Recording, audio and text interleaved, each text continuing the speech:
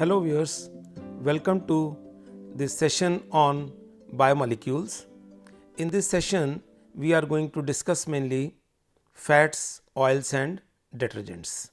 In this session, we will have the introduction of oils and fats, then we will discuss about the sources, what are their structures, how do they differ in their structure, we will talk about their physical properties, then some of their chemical properties, then we will discuss some methods that is used for the analysis of oils and fats and important uses, and finally we will summarize our today's work.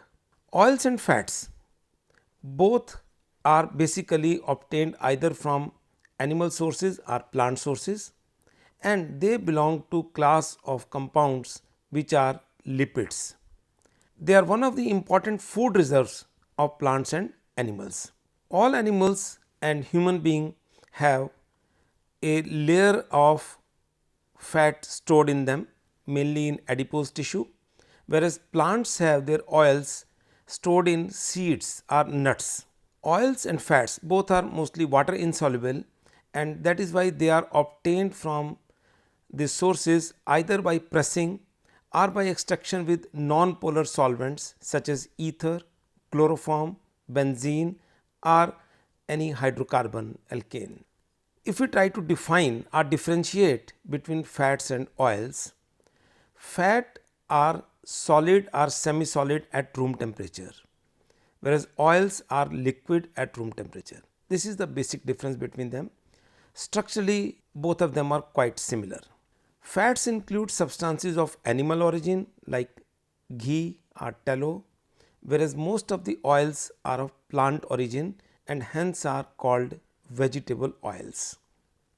Vegetable oils are mainly present in seeds and nuts and act as a store food for growing embryo. That is, when seeds are sown, initial level when the plant grows, it needs a food, and that food is provided by the stored oil in the seed or some proteinaceous material that is stored in the seed. Vegetable oils are further classified as edible vegetable oils and non-edible vegetable oils. Edible vegetable oils are those which can be consumed by human beings. Some examples are like soybean oil, oil obtained from groundnut, coconut, mustard, sesame, corn and palm, etc. Whereas there are some other type of oils which are not fit for consumption by the human beings. They are called non-edible oils.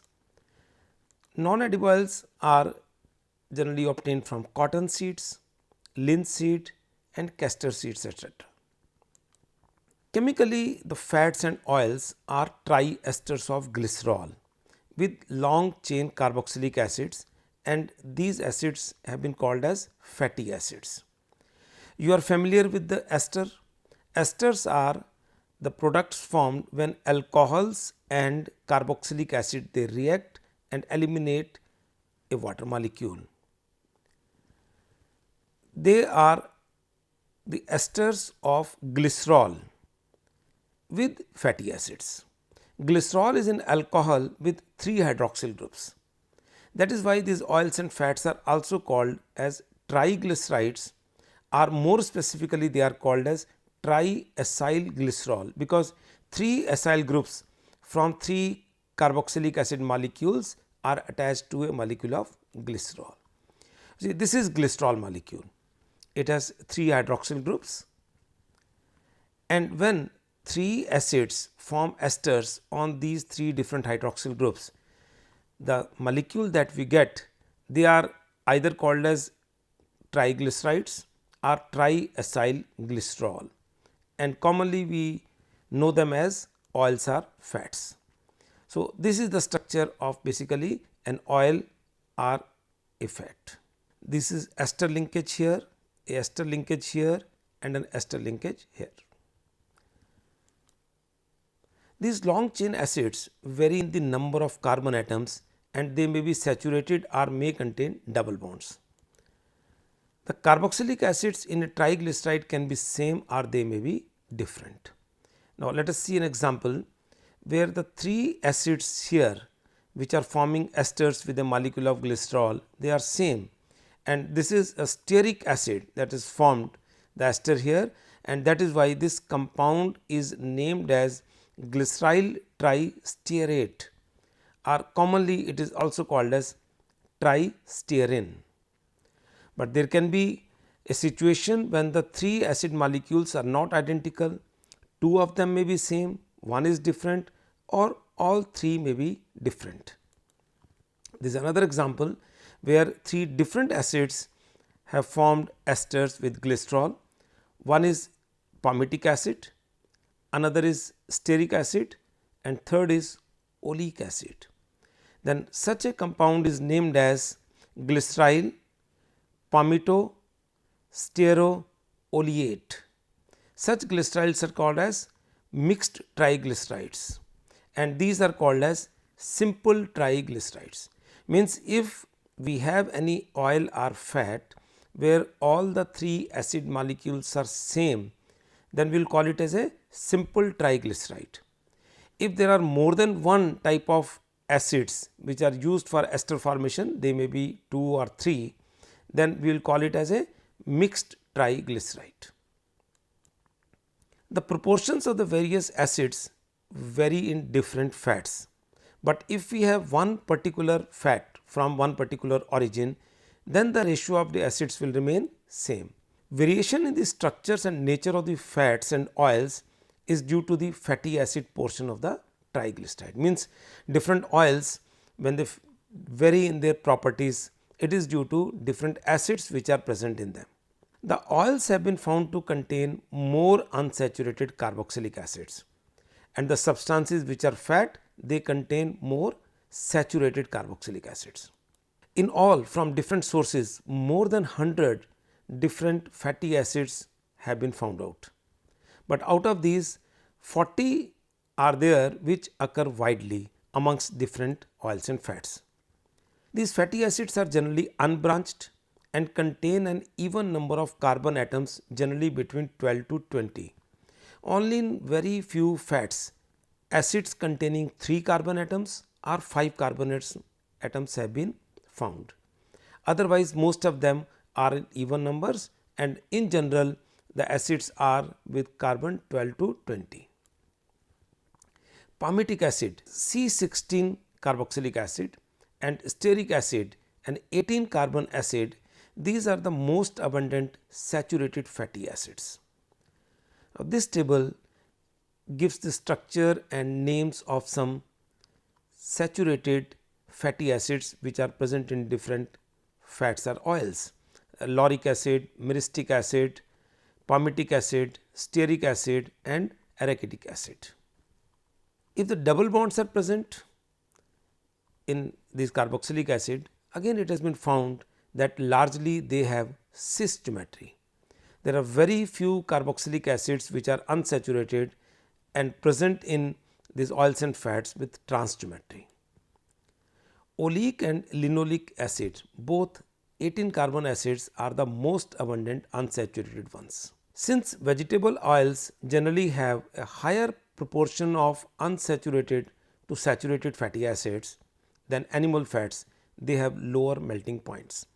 Means the cause of the low melting point or the liquid state of oils is the presence of more unsaturated fatty acids. This table gives you the structure and names of some unsaturated fatty acid. These are commonly oleic acid and linoleic acid. Oleic acid has one double bond, whereas linoleic acid has 2 double bonds in it, and in all there are other acids given. Now, let us talk about some of the physical properties of oils and fats. You know, some of the fats, butter, lard, tallow, or ghee, they are solids at room temperature. On the other hand, oils, whether it is groundnut oil or it is any other edible oil, that is liquid at room temperature. All oils and fats are colorless.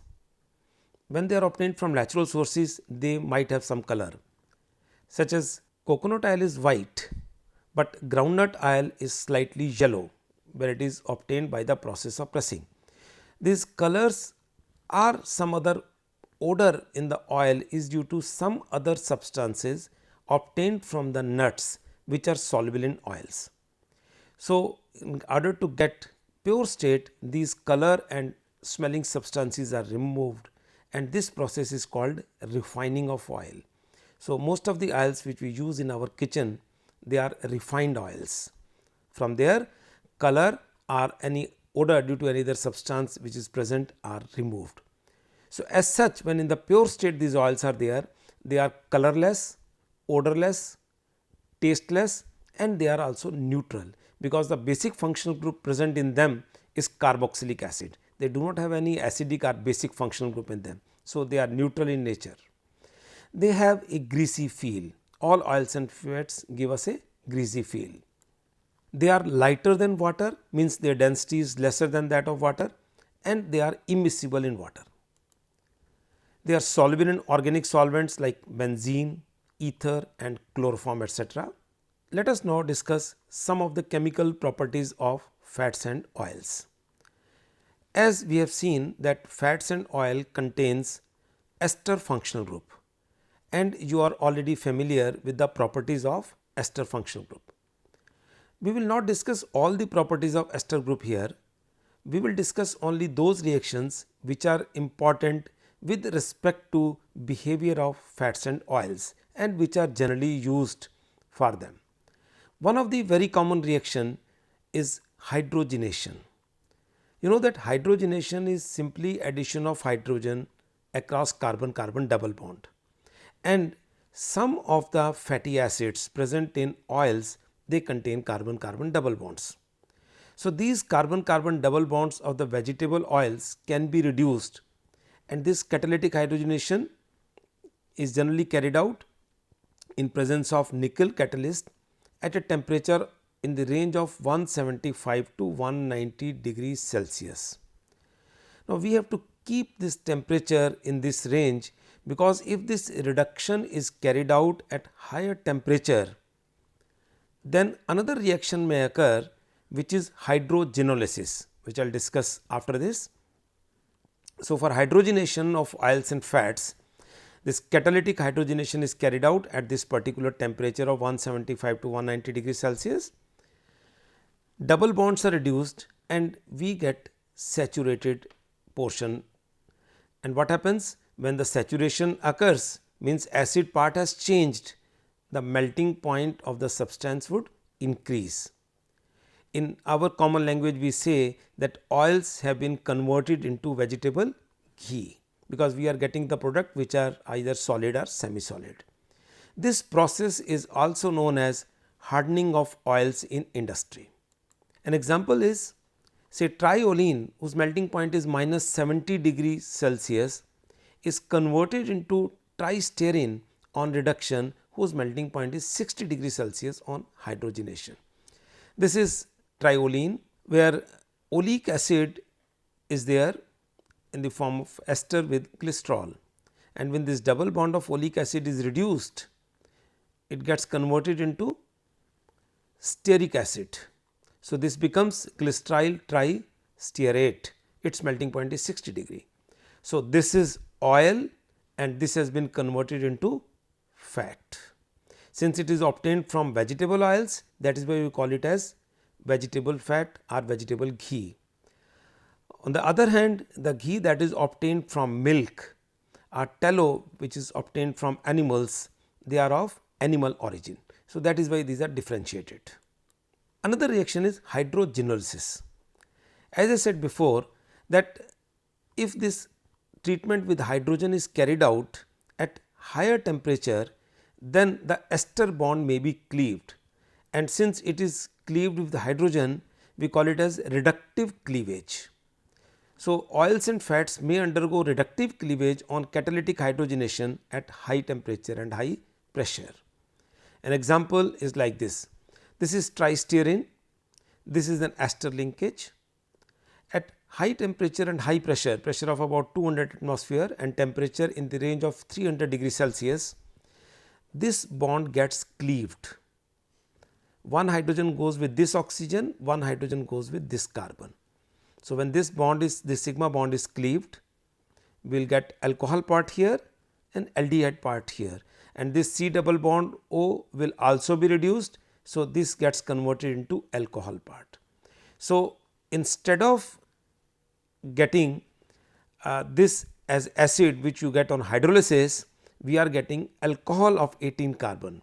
Similarly, alcohol of 18 carbon from here and alcohol of 18 carbon from here. So, what we get? Octadecyl alcohol and a molecule of glycerol. Since in this reaction the CO bond has been cleaved and simultaneously reduction has occurred, that is why this reaction is called reductive cleavage, and this process has involved the use of hydrogen. So, we call it as hydrogenolysis.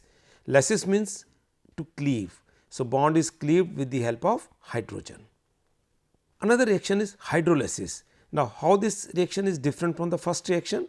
Hydro is used for water, lysis means breaking. So, here the bonds are being cleaved with the help of water, it is called hydrolysis.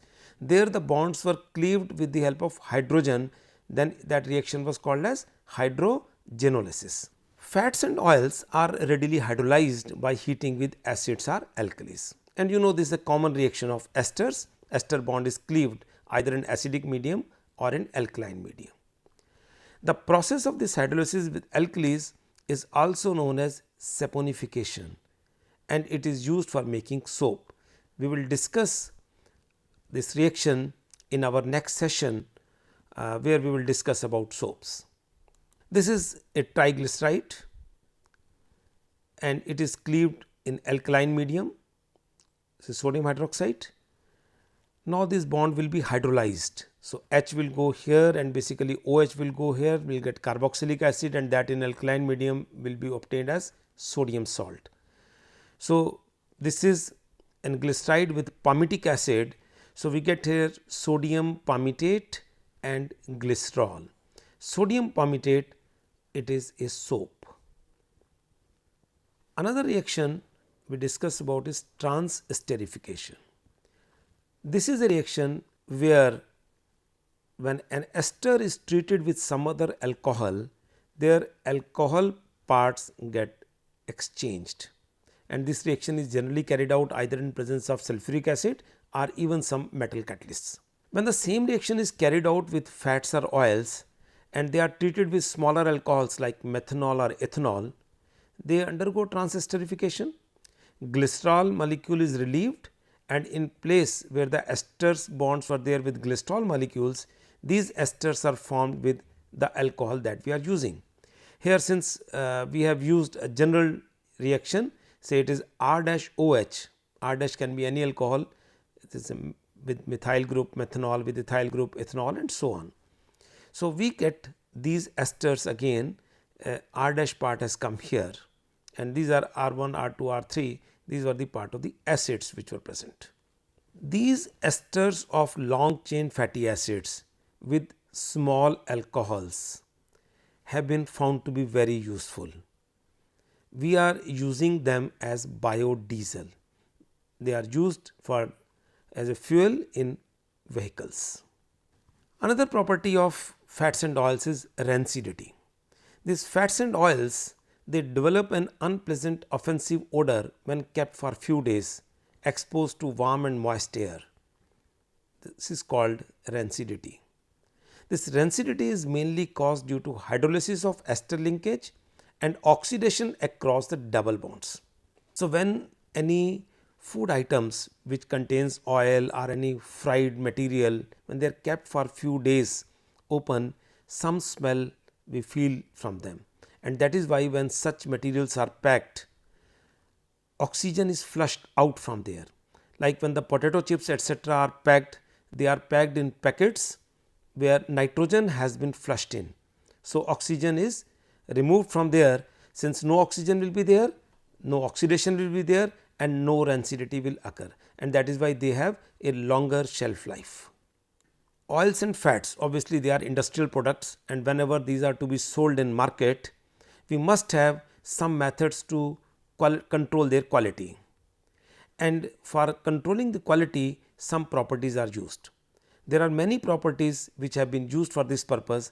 We are going to discuss 3 such common properties which are used to assess their quality. One of them is saponification value, the other is iodine number, and third is acid value. Saponification value.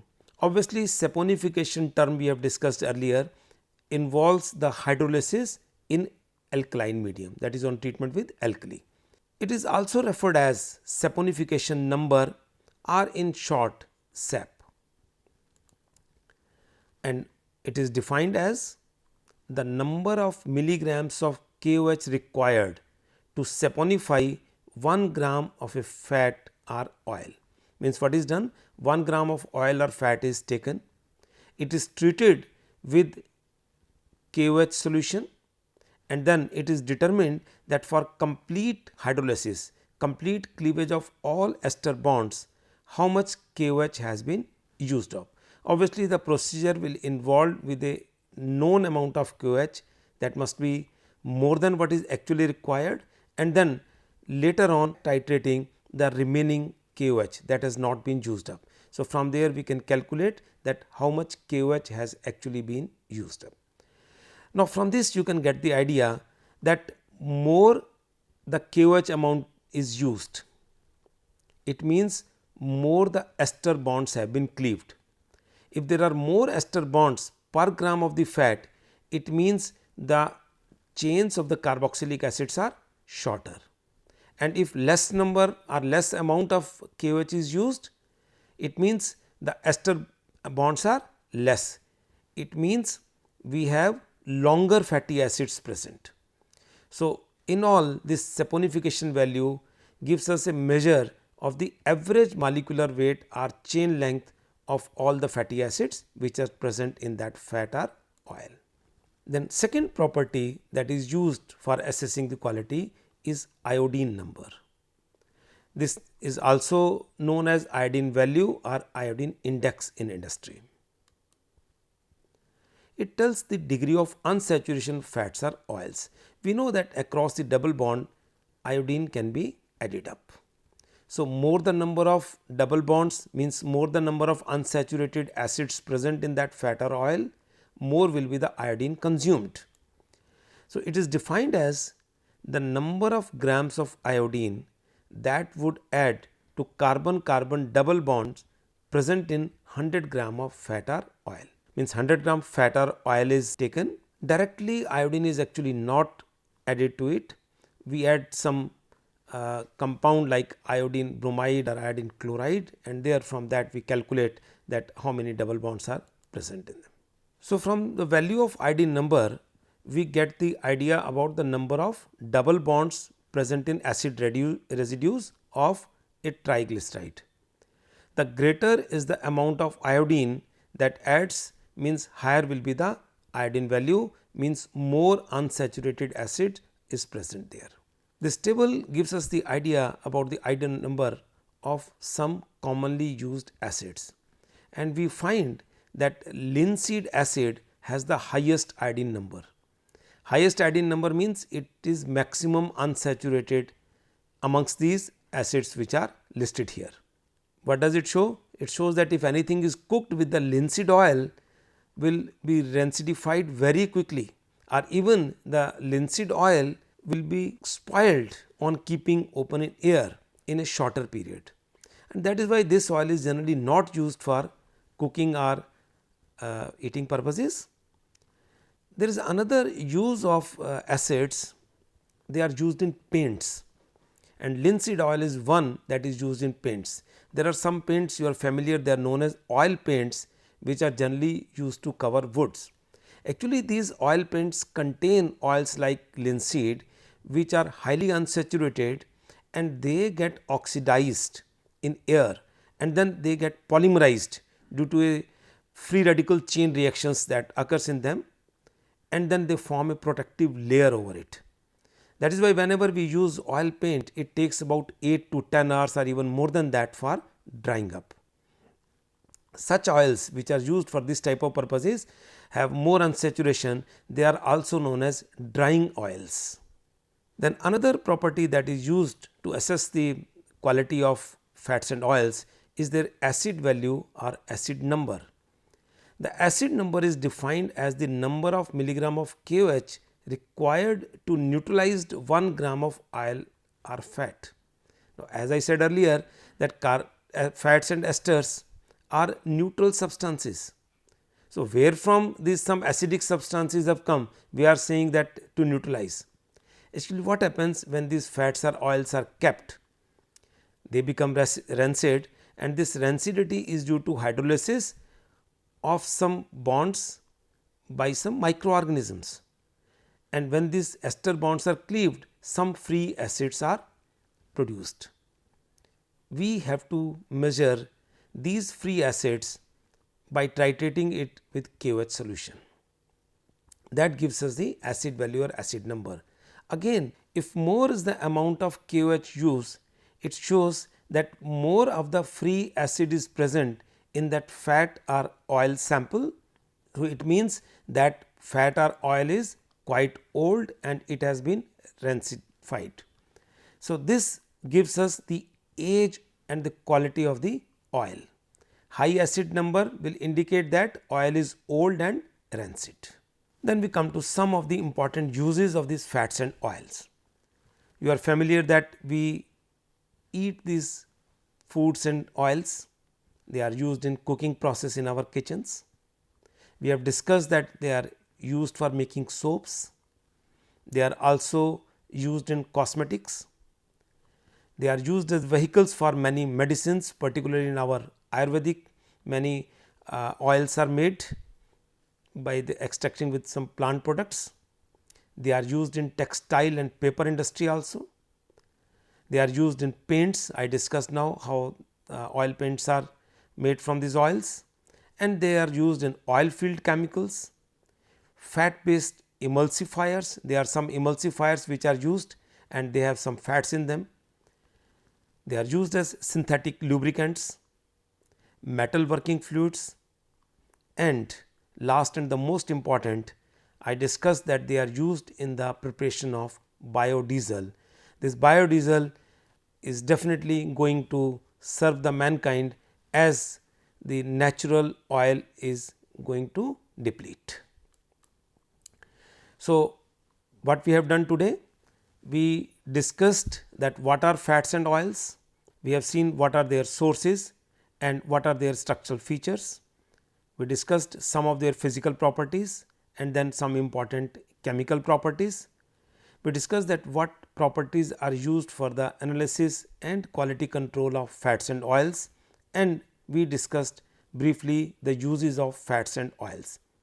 In our next session, we will discuss about the soaps which are obtained from fats and oils. Thank you.